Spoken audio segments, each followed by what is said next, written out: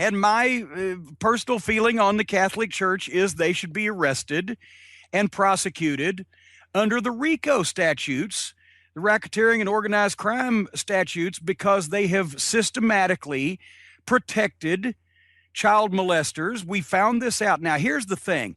We now know that there has been a systematic protection going on of these cardinals and Catholic priests and other important people in their business. They send them to parishes or places where they'll get less heat on themselves and tell them to lay low rather than acknowledging that they've been butt fucking 9-year-old boys.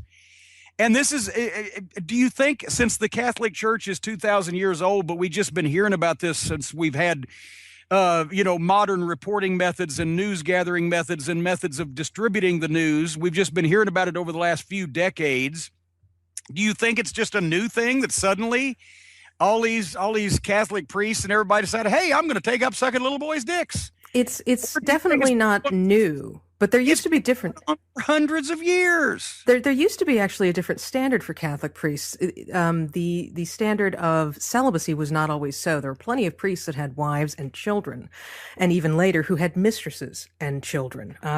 Some of whom became the next pope. At some point, I'm trying to remember exactly when they instituted the idea that you had to be celibate, but it had to do with property rights. They didn't want the pope, as a for instance, to pass on church lands to their children.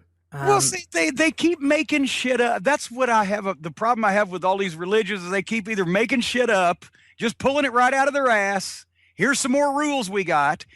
Or elsewise, when somebody confronts them with new scientific knowledge that refutes their superstitious theories, they keep making shit up and pulling it out of their ass to, oh, well, no, well, what we really meant was.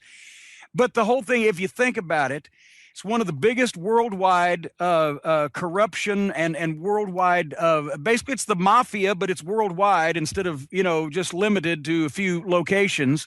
And they've been doing this for however long, and somebody ought to prosecute them, but they're untouchable because it's religion. But, hey, I know they do some good. Yes, they do. But also they've done a lot of bad things to people, and they ought to be held accountable for it instead of being able to hide behind, oh, it's religion, so we can't say anything. I think the thing I find most interesting about this statement is they believe that the Bible is the inerrant word of God and that the Pope is God's representative on earth. And yet God's not a magician. It's like, well, I thought that was actually the whole point of the Bible, that God is a magician and can do whatever he wants. But in this case, he can't. It's a little weird to me, but they're kind of getting into a weird territory for themselves. And I don't think they've really thought this through. Well, it's like about 20, 25 years ago when people started getting smart to the wrestling business, and we were trying to come up with ways to protect it and say, well, actually it's like this and it's like that. And pretty soon everybody's going to be smart to their business, just like everybody's smart to ours, and you can't protect it. And they have to come out and say, okay, actually, we kind of made all this shit up ourselves.